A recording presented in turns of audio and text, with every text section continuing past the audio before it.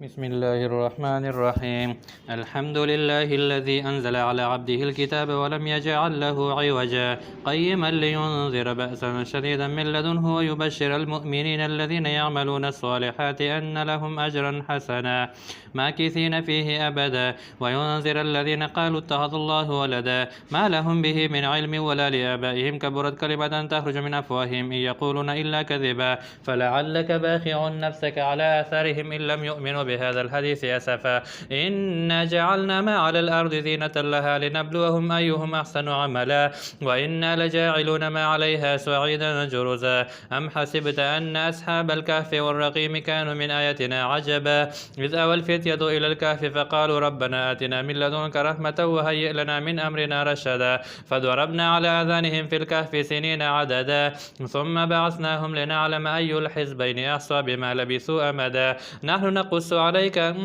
نقص عليك نبأهم بالحق إنهم فتية آمنوا بربهم وزدناهم هدى وربطنا على قلوبهم إذ قاموا فقالوا ربنا رب السماوات والأرض لن ندعو من دونه إلها لقد قلنا إذا شططا هؤلاء قوم اتخذوا من دونه آلهة لولا يأتون عليهم بسلطان بين فمن أظلم ممن افترى على الله كذبا وإذ اعتزلتموهم وما يعبدون إلا الله فأووا إلى الكهف ينشر لكم ربكم من رحمته ويهيئ لكم من أمركم مرفقا وترى الشمس إذا طلعت تزاور عن كهفهم ذات اليمين وإذا غربت تغرضهم ذات الشمال وهم في فجوة منه ذلك من آيات الله من يهدي الله فهو المهتد ومن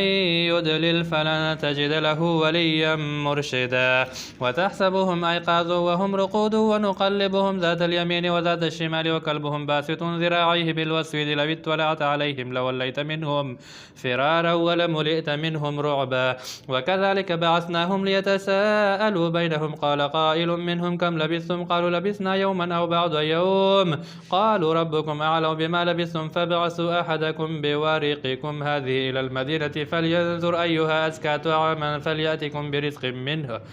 برزق منه وليتلطف ولا يشعرن بكم أحدا إنهم إن يظهروا عليكم يرجموكم أو يعيدكم في ملتهم ولن تفلحوا إذن أبدا وكذلك عثرنا عليهم ليعلموا أن وعد الله حق وأن الساعة لا ريب فيها إذ يتنازعون بينهم أمرهم فقالوا ابنوا عليهم بنيانا ربهم أعلم بهم قال الذين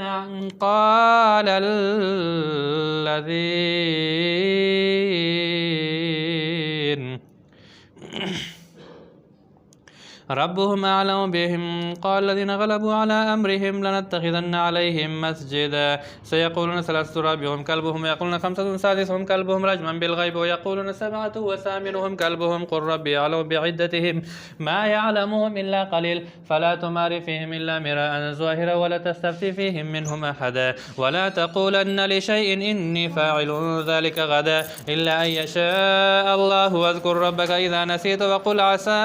أن يهدي ربي لأقرب من هذا رشدا ولبثوا في كهفهم 300 سنين وازدادوا 9 قل الله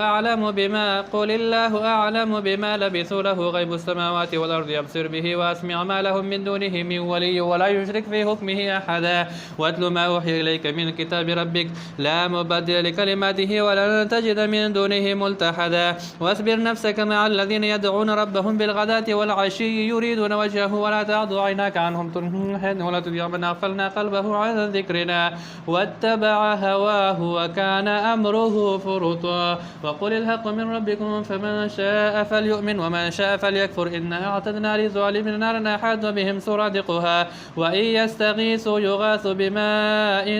كالمهل يشوي الوجوه بئس الشراب وساءت مرتفقا إن الذين آمنوا وعملوا الصالحات إنا لا نضيع أجر من أحسن عملا أولئك لهم جنات عدن تجري من تحتهم الأنهار يحلون فيها من أساور من ذهب ويلبسون ثيابا خضرا من سندس واستبرق متكئين فيها على الأرائك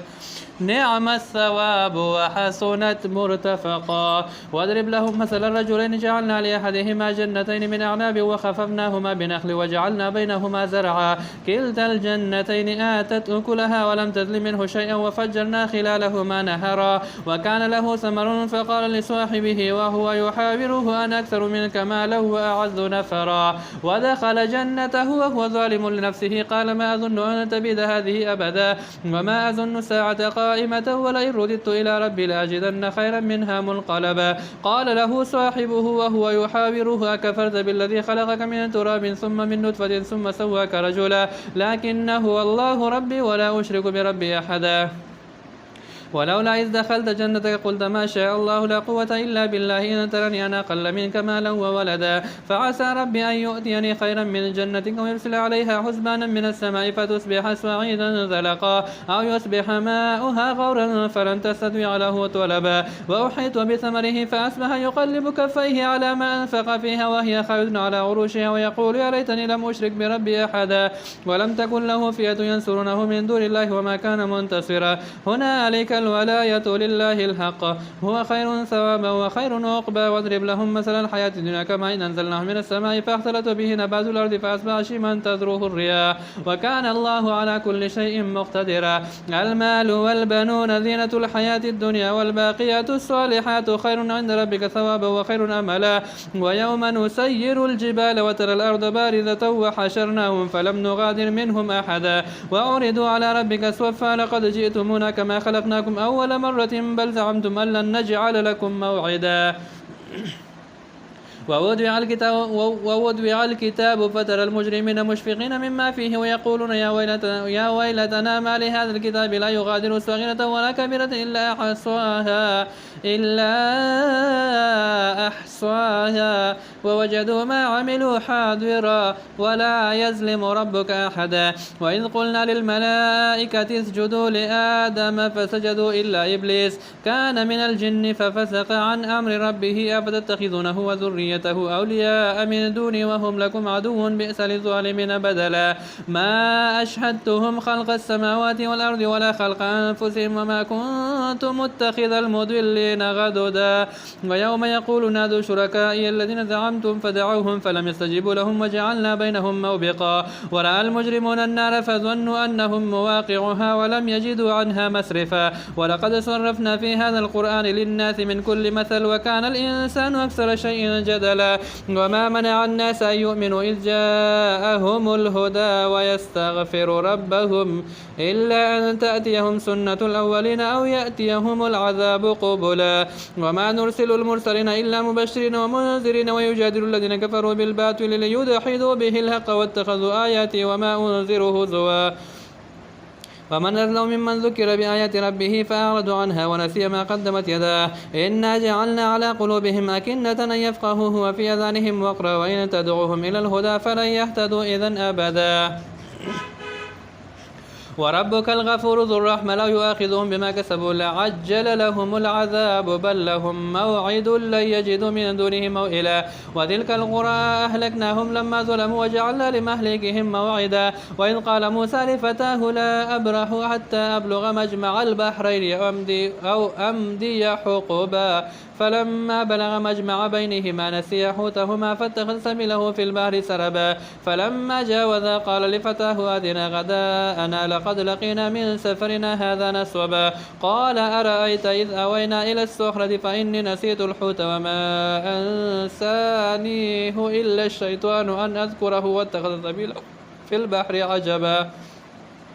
قال ذلك ما كنا نبغي فارتد على آثارهما قصصا فوجد عبدا من عبادنا آتيناه رحمة من عندنا وعلمناه من لدنا علما قال له موسى هل أتبعك على أن تعلمني مما علمت رشدا قال إنك لن تستطيع معي صبرا وكيف تصبر على ما لم تحط به خبرا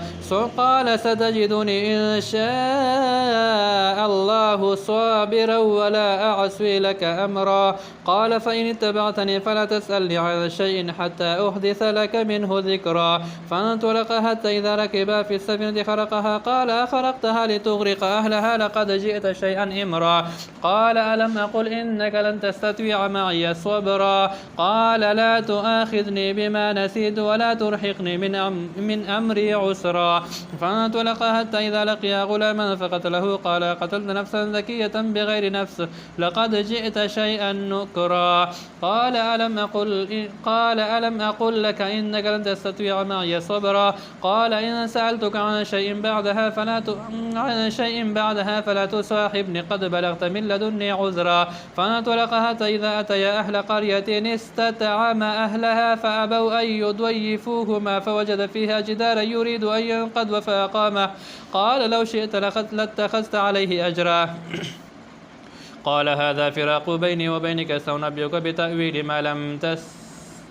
عليه صبرا. أما السفينة فكانت لمساكين يعملون في البحر فأردت أن أعيبها وكان وراءهم ملك يأخذ كل سفينة غصبا. وأما الغلام فكان أبواه مؤمنين فخشينا أن يرهقهما طغيانا وكفرا فأردنا أن يبدلهما ربهما خيرا منه زكاة وأقرب رحما. وأما الجدار فكان لغلامين يتيمين في المدينة وكان تحته كنز لهما وكان أبوهما صالحا فأراد ربك أن يبلغا أشدهما ويستخرج كنزهما رحمة من ربك وما فعلته عن أمر ذلك تأويل ما لم تستطع عليه صبرا. ويسألونك عن ذي القرنين قل سأتلو عليكم منه ذكرا. إنا مكنا له في الأرض وآتيناه من كل شيء سببا. فأتبع سببا حتى إذا بلغ مغرب الشمس وجدها تغرب في عين حمئة ووجد عندها قوما. قلنا يا ذا القرنين إما أن تعذب وإما أن تتخذ فيهم حسنا. قال أما من ظلم فسوف نعذبه ثم يرد إلى ربه فيعذبه عذابا نكرا. وأما من آمن وعمل صالحا فله جزاء الحسنى وسنقول له من أمرنا يسرا. ثم أتبع سببا حتى إذا بلغ مطلع الشمس وجدها تتلو على قوم لم نجعل لهم من دونها سترا. كذلك وقد أحطنا بما لديه خبرا. ثم أتبع سببا حتى إذا بلغ بين السدين وجد من دونهما قوما لا يكادون يفقهون قولا. قالوا يا ذا القرنين إن يأجوج ومأجوج مفسدون في الأرض فهل نجعل لك خرجا على أن تجعل بيننا وبينهم سدا. قال ما مكني فيه ربي خير فأعينوني بقوة أجعل بينكم وبينهم ردما. آتوني زبر الحديد حتى إذا ساوى بين الصدفين قال انفخوا حتى إذا جعله نارا قال آتوني أفرغ عليه قطرا. فما استطاعوا أن يظهروه وما استطاعوا له نقبا. قال هذا رحمة من ربي فإذا جاء وعد ربي جعله دكاء وكان وعد ربي حقا. وتركنا بعضهم يومئذ يموج في بعض ونفخ في الصور فجمعناهم جمعا. وعرضنا جهنم يومئذ للكافرين عرضا الذين كانت أعينهم في غطاء عن ذكري وكانوا لا يستطيعون السمع. أفحسب الذين كفروا يتخذوا عبادي من دون أولياء إنا أعتدنا جهنم للكافرين نزلا. قل هل ننبئكم بالأخسرين أعمالا الذين ضل سعيهم في الحياة الدنيا وهم يحسبون أنهم يحسنون صنعا. أولئك الذين كفروا بآيات ربهم ولقائه فهبطت أعمالهم فلا نقيم لهم يوم القيامة وزنا. ذلك جزاؤهم جهنم بما كفروا واتخذوا آياتي ورسلي هزوا. إن الذين آمنوا وعملوا الصالحات كانت لهم جنات الفردوس نزلا خالدين فيها لا يبغون عنها حولا. قل لو كان البحر مدادا لكلمات ربي لنفد البحر قبل أن تنفذ كلمات ربي ولو جئنا بمثله مددا. قل إنما أنا بشر مثلكم يوحى إلي أنما إلهكم إله واحد. فمن كان يرجو لقاء ربه فليعمل عملا صالحا ولا يشرك بعبادة ربه أحدا. صدق الله العظيم.